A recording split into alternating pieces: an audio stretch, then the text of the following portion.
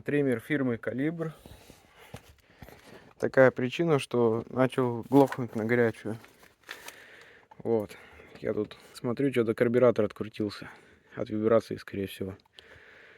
Тут как-то не подлезть. Сейчас будем это попробовать затягивать. И попробуем. Возможно, что из-за этого глохнет на горячую. Вот сейчас протянем вот эти болты. Будем пробовать заводить.